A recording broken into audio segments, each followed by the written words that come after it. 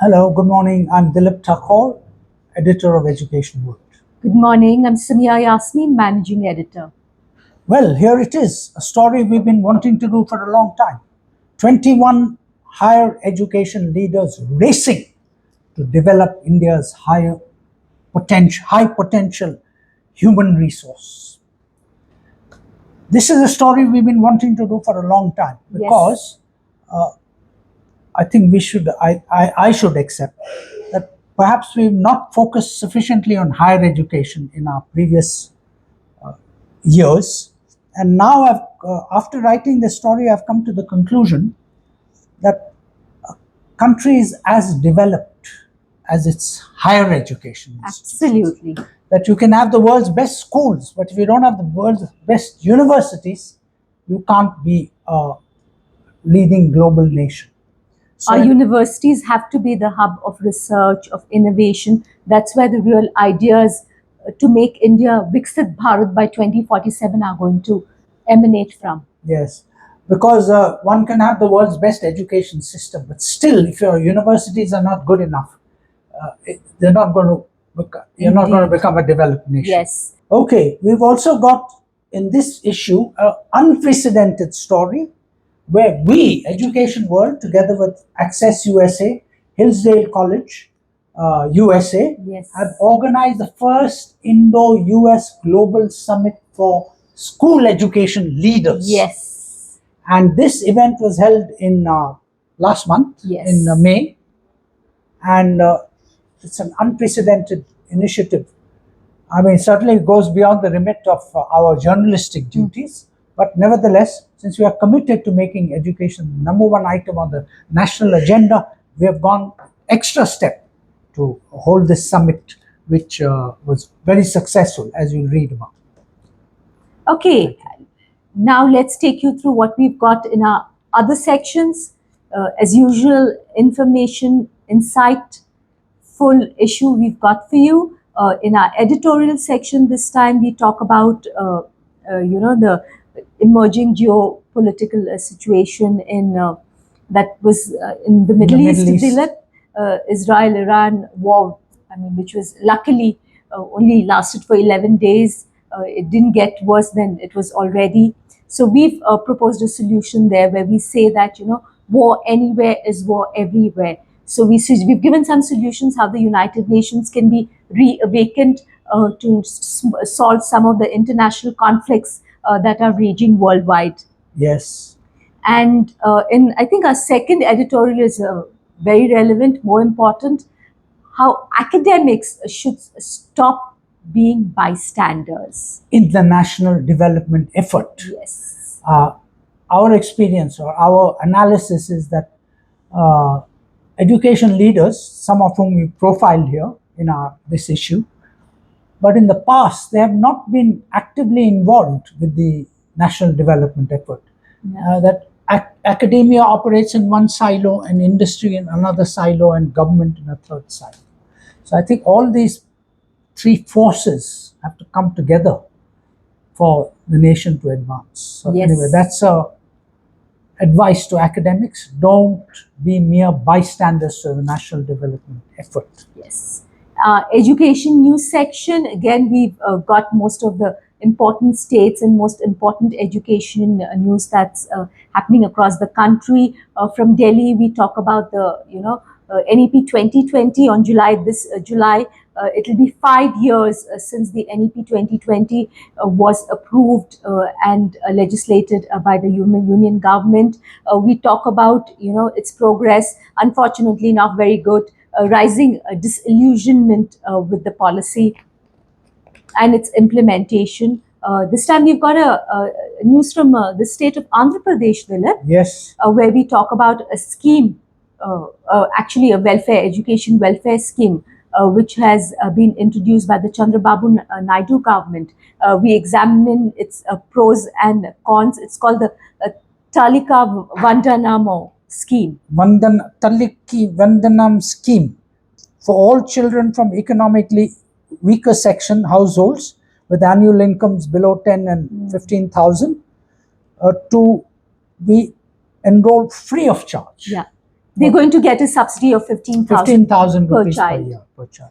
And So is this just a freebie, or is it a state development project yes. of high potential? That's what's discussed in that.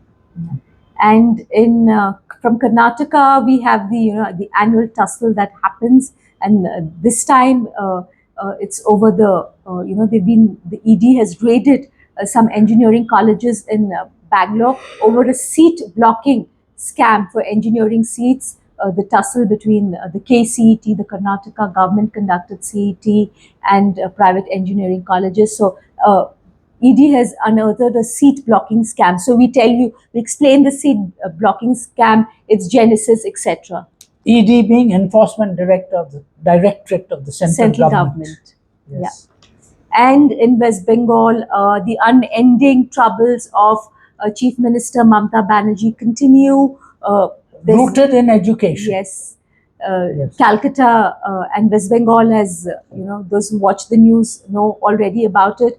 There was a rape of a college student, a law college student in the South Law College in Calcutta, which has again brought back the memories of the terrible RG Kar rape incident where a young medical trainee doctor was, assaulted. So we talk about how it's linked with corruption in education, scams, etc.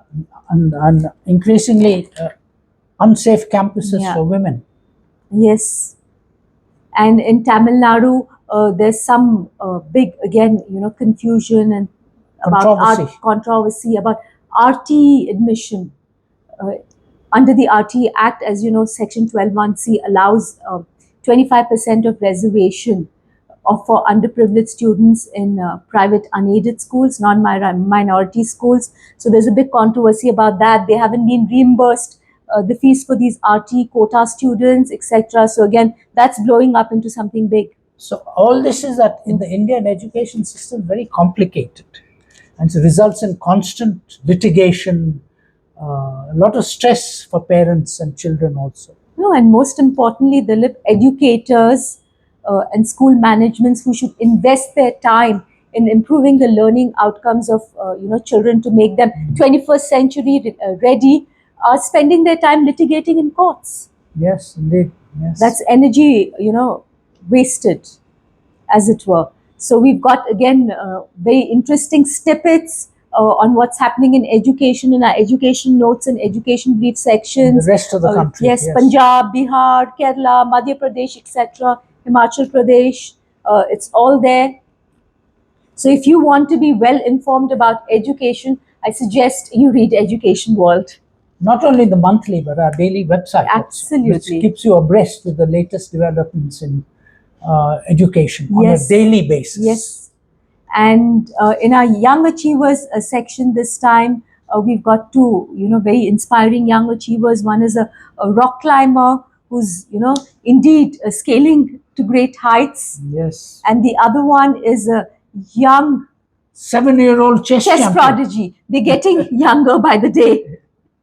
And I think we should also mention that we have a large School of Eminence feature on Queen's College Indore. Yes, Queen's College Indore. Yeah. Which has been included here. Yeah. So it gives you everything you ever wanted to know about Queen's College Indore. Yes.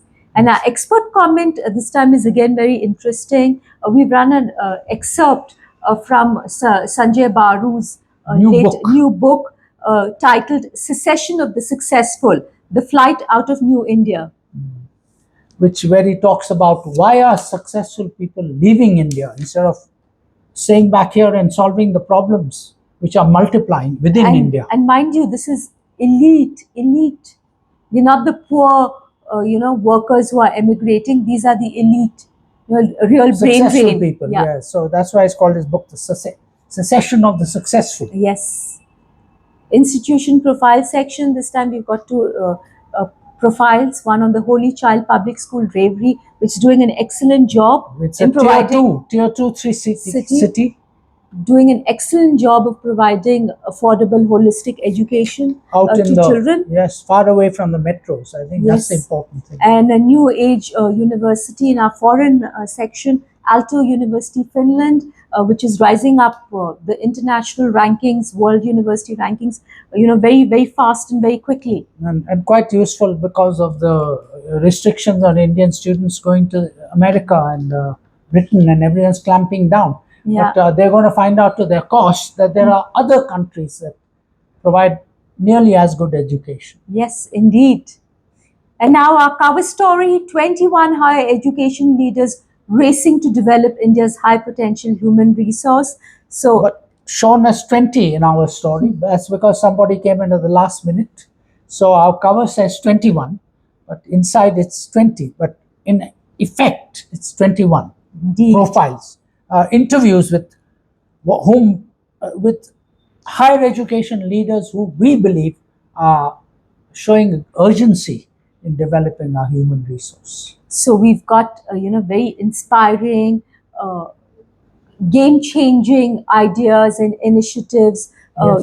which these higher education leaders. What are they doing about Yes. research? What are they doing about linkages with industry? What are they doing? These are the new things Yeah. that the old style universities never did. Indeed. Yes, they don't bother about industry. Yeah. They didn't bother about linkages, placements. These questions are all been framed in such a way as to find out what they're doing about addressing to make university graduates employable from day one, Yeah. which has not been the case in the past. So we Yes. have a phenomenon of a high Unemployability. unemployability of graduates, which is Yeah, sadly, an that's anomaly. the case. It's an Yeah. anomaly because one would expect that well-educated people get immediate employment. Indeed.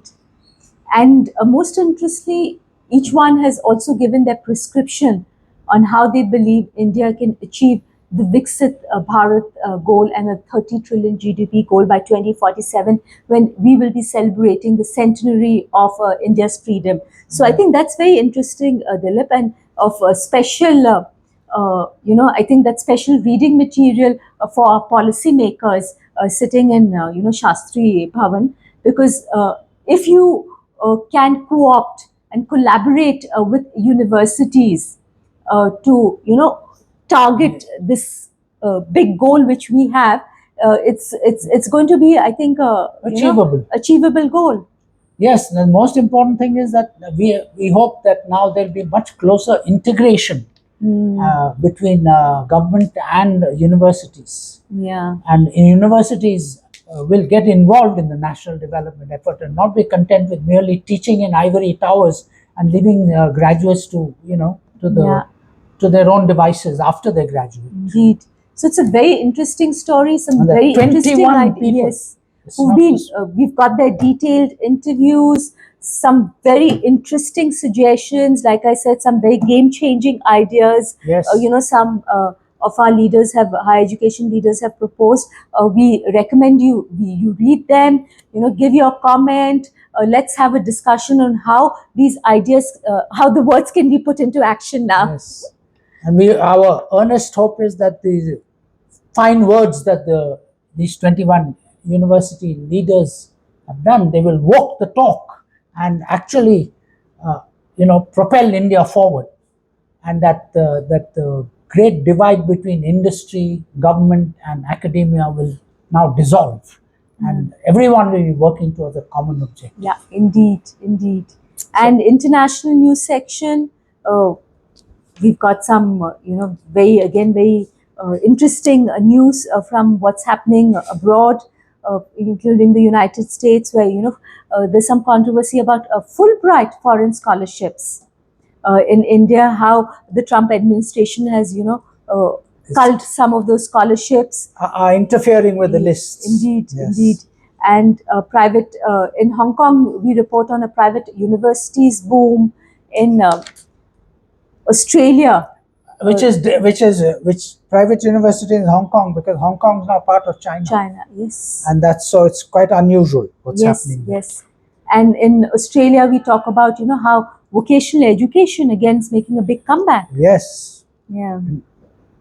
And there's an education news from China also, that people coming back from American and foreign universities are not as quickly snapped up by industry as they used to be. Yes. And teacher to teacher, Dilip, one of our favorite subjects which we constantly write about. Yes. We've got Mr. Harshil Sharma, who's from the NGO Indus Action. He gives an action plan of how to bridge the yawning skills gap Yes. in India. Yes, skilling education. It's not enough to have a mere academic education. Now it's very clear that you need to have skills Yeah. which are useful to the company from the day you come, Yes. apart from academic qualifications. And now what you spoke about earlier, Dilip, are unprecedented Education World, Hillsdale College and Access USA Global Education Leadership Summit 2025, which was held in end May in the scenic, academically, vibrant campus of Hillsdale College. College in America Michigan. means university Yes. also. Yes, one of America's. In fact, it's ranked among the top 20 liberal arts colleges in the U.S. Universities. So yes, it was held there, and we had a 21 strong Indian delegation. Indian school leaders from India's top schools who attended this summit, and they all came back very enriched because Access USA, which is led by Sheila Bauer and Raymond Ravalia, who are both highly acclaimed academics. One is from Stanford, the other one's from Cornell. They had put together an amazing mix of speakers, faculty from America's top universities who spoke on a diverse range of issues, including pedagogy, teacher development, etc. Yes. So we've got a report on that. I mean, the next one scheduled for next year. We hope it will become an annual event. Yes. So but it's the first time any publication has organized such an event in Indian history. Indeed. So I think we should take some credit for that. Indeed. And book review section, again, very interesting this time.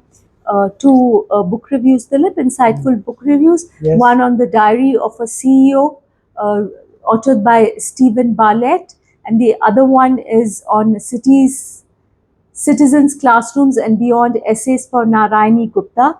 Both are very... She was an extraordinary public intellectual. Yes, in Delhi. And as usual, our postscript section again. Yes.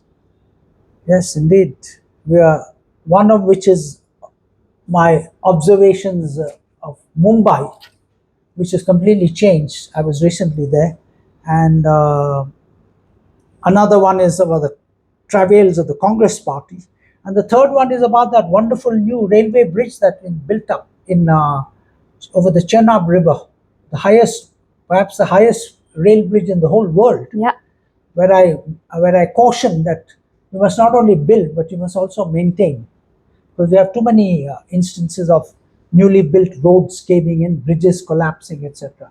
So right from day one, a maintenance plan has to be made out and adhered to for this wonderful engineering marvel. Indeed. So that's Education World issue. And as usual, we'd love to hear from you. But before we go, in Parents World, we've got a very timely cover story, which is prepping children for an uncertain future. For jobs that don't exist today. For managing in the AI and machine age. Yes. What do parents do? Yeah. What skills do children need to succeed in such a for now VUCA world is gone. Now it's the Barney world.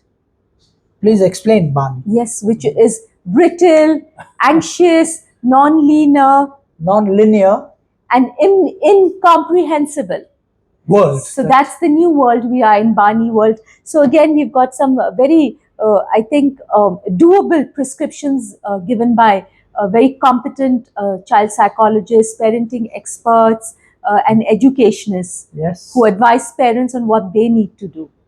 Yeah, how to help children to cope in this uncertain new environment that has emerged now in the age of AI, machine learning. Yeah. And another interesting story, Dilip, is on, is there a right way to talk to your infant? So we talk about, the new word is parentese. That's a language. Yeah, it's a language. So it's a very interesting story there on that. latest, a child development expert talks about the latest neuroscience research there. So both together, Education World and Parents World, we've got your children's education as well as their nurturance and development into confident young adults covered, I think. Yes. Please read our magazine. Give us some feedback. Always don't give us a studied silence that we've been experiencing for the past. Okay. Anyway, thank you Okay, very thank much. you very much.